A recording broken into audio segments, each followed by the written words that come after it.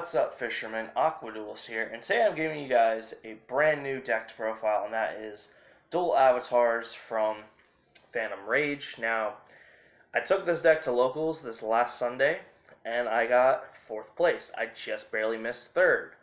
And the build I was playing was more like Team Sam's variant with all the hand traps, and I changed like 3 cards. And the issue I had with that variant is I ended up seeing the hand traps when they mattered, like in matchups where they were the least effective.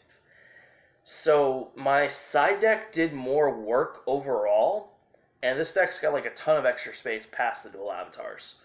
So for this build, from the experience, I've changed out quite a bit, and you put what mattered from the side deck in, and I just kind of feel as of right now this is like the better, like just one of the best ways to go about the deck. Not saying Team Sam's build is bad, it just did not work for me pretty much.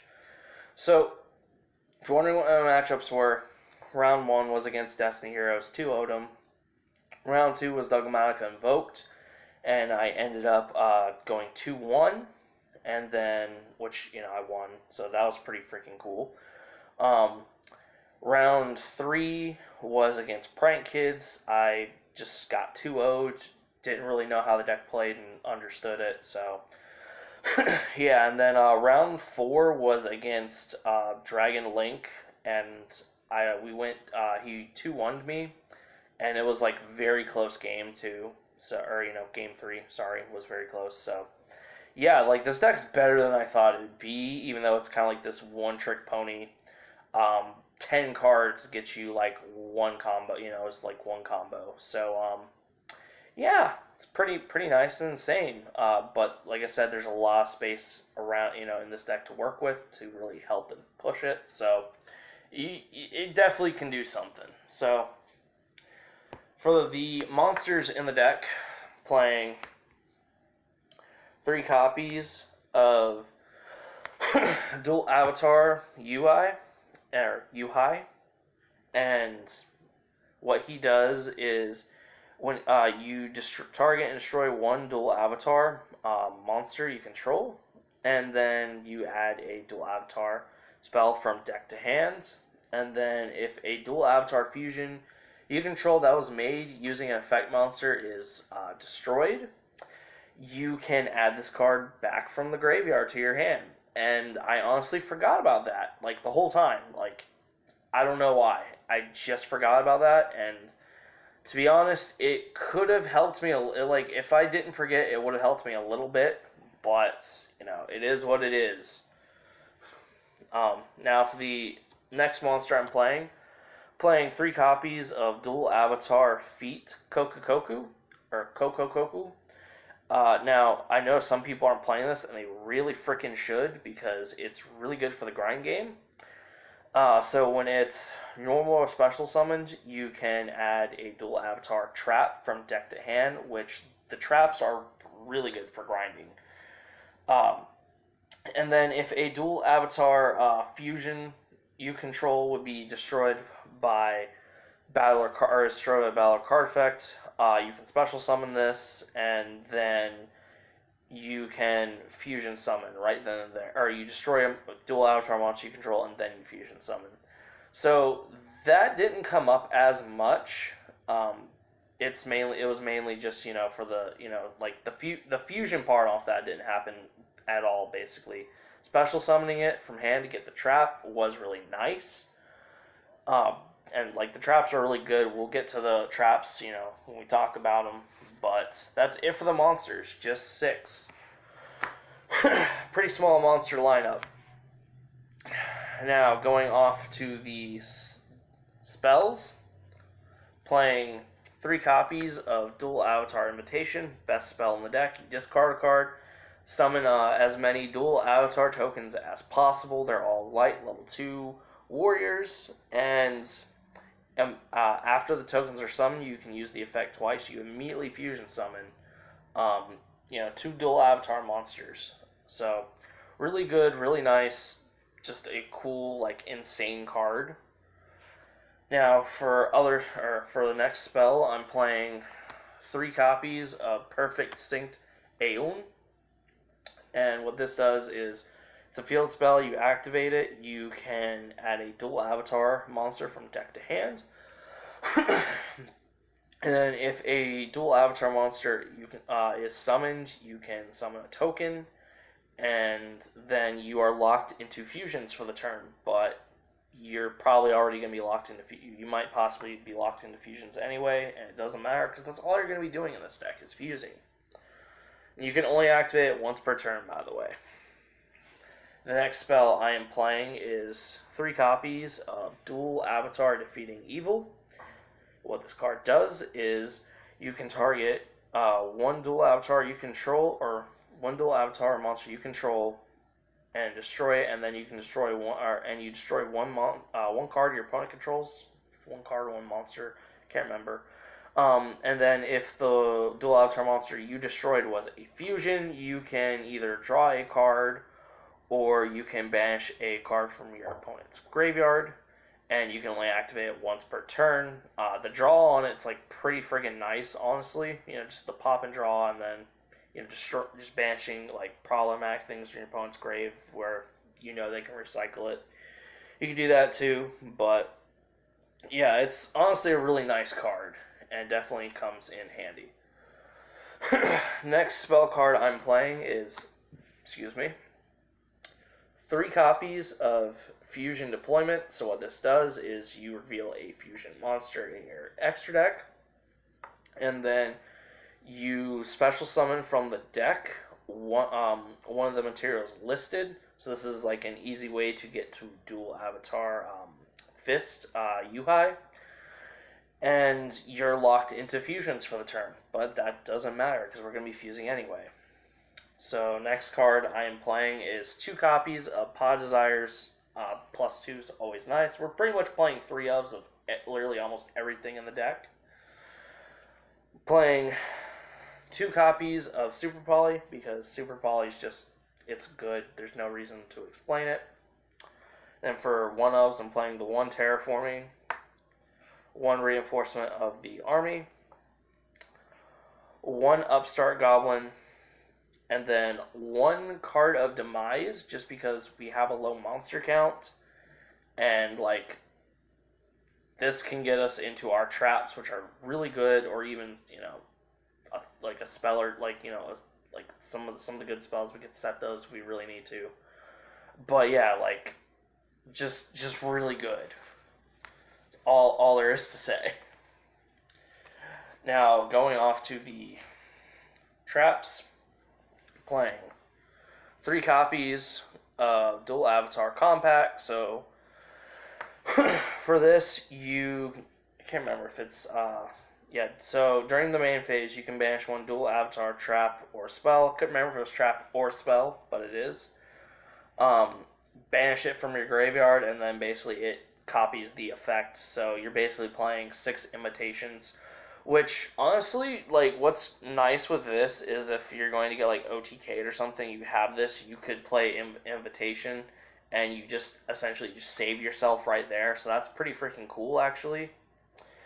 Then we're playing 2 copies of Dual Avatar Return, and you basically target a Dual Avatar monster in your graveyard, special summon it, and then you get if the one you summoned was a level 4 or lower, you get a token. So yeah, it's pretty cool. This and just bringing back essentially feat with this is like pretty good for the grind games, because then you can get like another one of these or the compact. So pretty nice. Did some work. Saved me a little bit. Now for the other traps, I'm playing 3 copies of Infinite Impermanence, just because like it's really freaking good. Most expensive card in the deck, but it's like $20 now, so it's remotely somewhat budget thanks to the new reprint. And I'm also playing 3 copies of Gozen Match, because not a lot of decks right now can really play around this like very few can. And this deck literally all just plays light warriors, and that's the whole thing. So, like, not playing this is kind of stupid to me. And then we're also playing 3 copies of Rivalry of the Warlord. Same thing. You basically activate either one of these. Like that's essentially game. I've had two games won because of this, where my opponent just scoop because they can't do anything. They can't play. Like they summon one monster, activate either one, and bam, they just scoop because there's no plays for them at that point. They can't do anything. So yeah. That's it for the main deck. Now going off to the extra deck, I'm playing 3 copies of the big boy. I'm just calling him Empowered Feet. So I'm going to look at this to read it while reading it just to make sure I get the effect right. So basically if it battles, your opponent can't activate any cards. They can't activate any cards or effects till the end of the damage step. And if it attacks, after damage calculation, you can turn one monster your opponent controls to the hand, and then when your opponent's trap spell or effect is activated that targets this card, you can negate the effect, and then you can only use that effect like once per turn, or the effects once per turn. You play 3 of them, and we're also playing 3 copies of Dual Avatar Fists Armored Ongyo, or Agio. This one just requires 2 Dual Avatar tokens. This one requires Fist, and then two Dual Avatar monsters. So for this guy, again, I'm just going to read straight from the card. So if it's special summoned, you can target one attack monster your opponent controls, destroy it, and then it can't attack. This card can't attack directly for the turn. And then once per turn, if you control a dual avatar monster that was fusion summoned by a opponent's card effect, if you control a dual avatar monster that was made using a dual avatar effect monster, all dual avatar fusions you control gain 300 attack and defense. I don't know what was going on there when I read that. So you want to play 3 copies of him because it's like nice. You're mostly going to be using 2. Same thing for like the big guy. You'll probably make like 2 or 3 of him, or two of them mostly. Like all the fusions you should be playing at 3 because there was like one time where I ended up making 3 copies of this next guy, or sorry, not him. Can't remember which one, but I basically made like 3 copies, like one of the small ones, so it's nice to have the three copies in case you need to go in a third one, it's there. So what this guy does, reading straight from the card, Dual Avatar Feet Armored Ongyo, what he does is if a Dual Avatar fusion monster you control is destroyed by a card effect, you can target one dual avatar, or you can destroy one dual avatar monster you control instead. And then during the main phase, if you control a dual avatar fusion monster as fusion summoned by using an effect monster as material, quick effect, you can target one face-up one face-up monster special summon from the extra deck, and then negates effects until the end of the turn. So yeah, it's like they feel like mediocre, and that's because their fusion spell is like stupidly good. So yeah, basically big ones like kind of like somewhat of a negate if he gets targeted. Fist basically helps you break boards or run over boards, and then this one's basically extra deck imperm basically, and like a slight protection.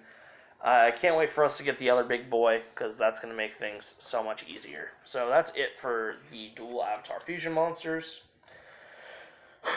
For super poly targets, I play 1 copy of Starving Venom Dragon, 1 copy of Mud Dragon of the Swamp, and also best card in the game.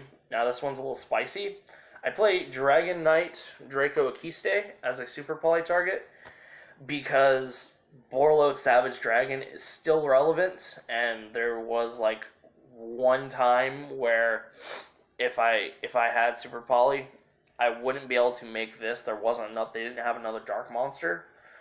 And considering all of our monsters are warriors, like, this is pretty freaking, like, this is honestly not a bad target. And, 3,200 attack, if they do have Savage and Appaloosa's got 3 negates on it, you can essentially fuse the Borload Savage away and then crash this into Appaloosa, basically getting rid of both problems.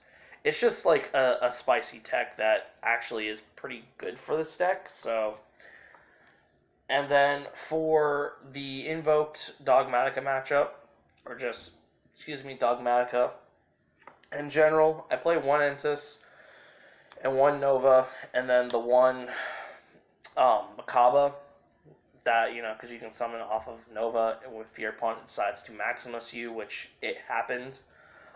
It's just a nice way to punish your opponent with essentially a pop and Makaba. You pretty much just win at that point. So yeah. So that's it for the deck profile. I hope you guys enjoyed this. There's like a lot of cool things that this deck can really do, and like it's just insane. Like, just kind of like the little bit of like the versatility it has. Just because, like, the dual avatars themselves are, one card is basically a 1-card combo, and you have so much space to do, load this deck up with other things. So you do have, like, versatility of what you can do there, like, what you want to play and such with it. So if you guys liked it, go ahead and go ahead and harpoon that like button, harpoon that subscribe button if y'all want to see more amazing content in the future. And go ahead and drop a comment on if you guys have any comments, and I will see y'all in the next video.